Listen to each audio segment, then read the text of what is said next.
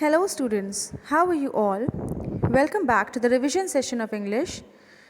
Today we are going to take up the grammar session and let's revise clauses. Yesterday in my previous video we had studied about sentences, about the types of sentences, classification of sentences.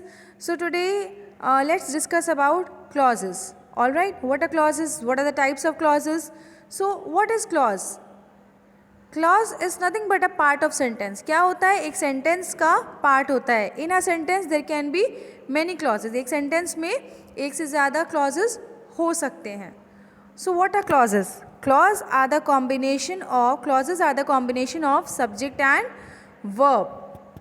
ठीक है, एक clause क्या होता है? Combination होता है किसका? Subject और वर्ब का. Let's take up example and let's understand it with the help of example. Here you can see that she writes a letter. All right, तो what is the subject over here? कौन perform कर रहा है? Action कौन perform कर रहा है? She is the subject over here. All right, she is performing an action. And what is she doing? She is writing a letter. What is she doing? She is writing a letter. तो वो right करने का action कर रही है, लिखने का action कर रही है. So we easily understood that it is a clause. Like this is a clause. What is clause? Subject plus verb is a clause. So she is a subject and write is a verb. All right, okay. Now what are the types of clauses? Types of clauses क्या है? कितने type के clauses होते हैं? How many types of clauses are there? There are two types of clauses. How many types? Two types of clauses are there. The first is dependent clause. Okay, पहला क्या है? Dependent clause and the another one is independent clause. Easily we get to know by the name dependent and independent. Dependency के हमें पता लग रहा है कि कुछ dependency है, एक दूसरे के ऊपर डिपेंड करता है कंप्लीट होने के लिए, एक कंप्लीट सेंस प्रोवाइड करने के लिए ये एक दूसरे के ऊपर डिपेंड करता है. और इंडिपेंडेंट से हमें ईजिली समझ आ रहा है that it is independent. It does not need anybody. इसको किसी भी और की ज़रूरत नहीं है. It is complete in its own way. Okay, so dependent clause gives you N incomplete sense and independent clause gives you a complete sense. Dependent clause gives you a incomplete sense and independent clause gives you a complete sense. Let's take up another example and let's understand it with the help of it. I called on my aunt because she is unwell. Okay, I called on my aunt because she is unwell. So easily you understood that I called on my aunt. You can see over here I called on my aunt. Lines थोड़ी ऊपर नीचे हो रही है but that's okay. I called on my aunt is complete in itself. अपने आप में clear है ये कि मैंने क्या किया? अपनी आंट को बुलाया. So what is the subject over here? I is the subject and action क्या हो रहा है? कॉलिंग का एक्शन हो रहा है. Okay, so called is the verb. So you have already been told that subject plus verb is equal to clause. So हमें पता लग गया कि ये क्लॉज है. बट अब यहाँ एक पार्ट और आता है, कहानी ख़त्म नहीं है.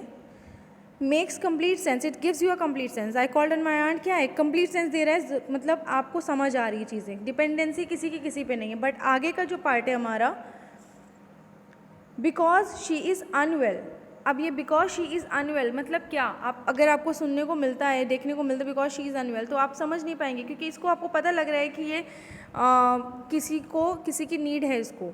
So does it gives you complete sense? क्या ये आपको कोई कंप्लीट सेंस दे रहा है? बिल्कुल भी नहीं दे रहा है. It depends upon the first clause. अब ये जो है हमारा फर्स्ट क्लॉज पर डिपेंड हो रहा है, तब जा कर के ये हमें कंप्लीट सेंस देगा. तब जा कर के हमें क्या पता लग रहा है? ये हमारा इनकम्प्लीट क्लॉज है. बट ये किस पर डिपेंड हो रहा है? फर्स्ट क्लॉज पर डिपेंड हो रहा है, मेन क्लॉज पर. This independent clause is also known as main clause और principal clause. Okay, independent clause is also known as main clause और प्रिंसिपल क्लॉज. तो this portion is dependent upon this one to give you a complete sense. So this is it means it is a dependent clause. तो हमें पता लग रहा है कि क्या है? डिपेंडेंट क्लॉज है क्योंकि अपने आप में इनकम्प्लीट नहीं है, इसको इसकी ज़रूरत पड़ रही है कंप्लीट होने के लिए, इसलिए क्या है? डिपेंडेंट क्लॉज है. सो note it down. Independent clause is also called main clause. I have already told you that it is also known as main clause or principal clause. Let's take up another example to understand it better. If you come to my house, we shall play the new computer game. अब यहाँ पर क्या हो रहा है कि यहाँ आप देखिए, we shall play the new computer game. We shall play the new computer game. Lines थोड़ी ऊपर नीचे हो रही हैं, but that's fine. I think that it is clear to you.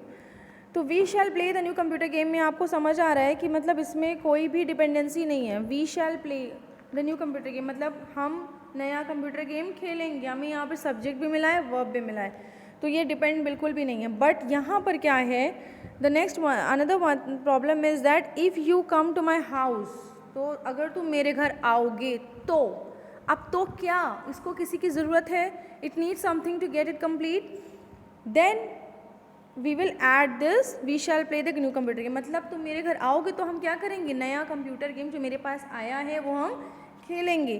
तो ये क्या हो गया कि we shall play the new computer game is an independent clause, but if you come to my house is the dependent clause. तो जब उसमें add मतलब जो आपका ये सेंट पार्ट है, if you come to my house, जो आपका ये वाला पार्ट है ये आपका डिपेंडेंट है. किस पर, इसके ऊपर डिपेंड करता है ये. तो ये हमें क्या पता लग रहा है कि ये आपका पूरा डिपेंडेंट है. ओके, इंडिपेंडेंट होता तो क्या होता, डिपेंडेंसी की ज़रूरत उसको नहीं थी, वो अपने आप में ही क्या था, कंप्लीट था. Let's take up the note. You can keep it in your mind. This independent clause gives you a meaningful sense, so it can be considered as a sentence. Independent clause क्या होता है, आपको meaningful sense देता है, तो ये क्या कहते हैं, कंप्लीट सेंटेंस. हमें पता लगता है कि कंप्लीट सेंटेंस है. Whereas independent clause never gives you a complete sense, so it can never be considered as a sentence. तो इंडिपेंडेंट क्लॉज क्या होता है, कभी हमें कंप्लीट सेंस नहीं प्रोवाइड करता. अकेले अगर आप देखोगे इसे तो ये क्या होगा, इनकम्प्लीट सेंस देगा. बट जब ये डिपेंडेंट से जब ये इंडिपेंडेंट क्लॉज यानी मेन क्लॉज प्रिंसिपल क्लॉज में जाके ऐड होता है, जुड़ता है, तब ये क्या होता है, हमें एक मीनिंगफुल सेंटेंस प्रोवाइड करता है. Got it. Example, his brother helped me but I couldn't score marks in exam. यहाँ पर आप देखिए, okay, his brother help me but I couldn't score good marks in exam. मतलब उस यहाँ पे क्या है, ये इंडिपेंडेंट क्लॉज है. यहाँ पर ये जुड़ा किससे है, कंजंक्शन बट से. And conjunction but is a coordinate conjunction. तो कोऑर्डिनेट कंजंक्शन का रूल क्या है, what is the rule of coordinate conjunction, that it joins two independent sentence. मतलब ये दो इंडिपेंडेंट सेंटेंस को आपस में जोड़ते हैं. ओके, जैसे कि आप देखो यहाँ कोई डिपेंडेंसी नहीं है. हिज ब्रदर हेल्प मी मतलब उसके भाई ने मेरी क्या की, हेल्प करी. इसमें मतलब आपको क्या डिपेंडेंसी लग रही है. Another sentences, I couldn't score good marks in exam मतलब मैं इस एग्ज़ाम में अच्छा मार्क्स स्कोर नहीं कर पाया. तो इसमें दोनों ही अपने आप में क्या है, इंडिपेंडेंट है. मतलब अगर आप दोनों सेंटेंस को अलग अलग रीड करते हैं तो इट इज़ इंडिपेंडेंट, उसको ज़रूरत नहीं है. तो ये जब दो सेंटेंस को हमको एक बनाना है तो we can add it by adding, so we can make it by adding a coordinating conjunction but or as per required. जो भी सेंटेंस की रिक्वायरमेंट होगी कोऑर्डिनेटिंग कंजंक्शन की, हम वो ऐड करके उसको क्या कर देंगे, एक प्रॉपर सेंटेंस फ्रेम कर लेंगे. Note another thing, if subordinate conjunction is joined with dependent clause. अच्छा, एक बात और, सबऑर्डिनेट डिपेंडेंट क्लॉज को हम सबऑर्डिनेट क्लॉज भी कहते हैं.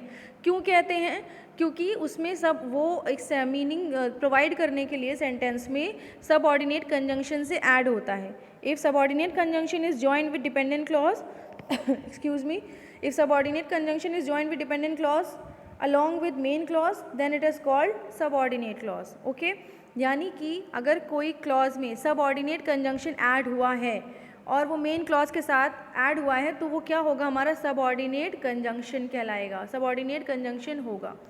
Got it. What are coordinate conjunction, कौन कौन से होते हैं, like and, but, either, neither, nor, for, so, still. These are the etc. These are some of the coordinating conjunction. What are subordinating conjunction? When, whereas, while, although, though. So these are subordinating conjunction and there are many more. So ये क्या होते हैं, ये हमेशा दूसरे sentence में add होते हैं एक मीनिंगफुल सेंस देने के लिए. अपने आप ये बिल्कुल क्या होते हैं, इनकम्प्लीट होते हैं. बट कोऑर्डिनेटिंग क्या होते हैं, अपने आप में कंप्लीट होते हैं. ओके तो जो हमारा मेन क्लॉज है वो क्या है, डिपेंडेंट नहीं है. और हमारा इन सबऑर्डिनेट क्लॉज क्या है, डिपेंडेंट क्लॉज है. Example, when I came here I saw him. Okay, so easily you understood. when I came here मतलब मैंने उसको कब देखा, जब मैं वहाँ आया. when I came here I saw him.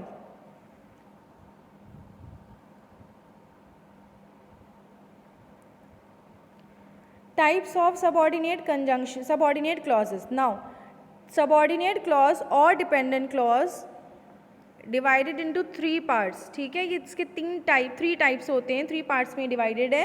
One is noun clause, another is adjective clause and the last one is adverb clause. Noun clause, adjective clause and adverb clause.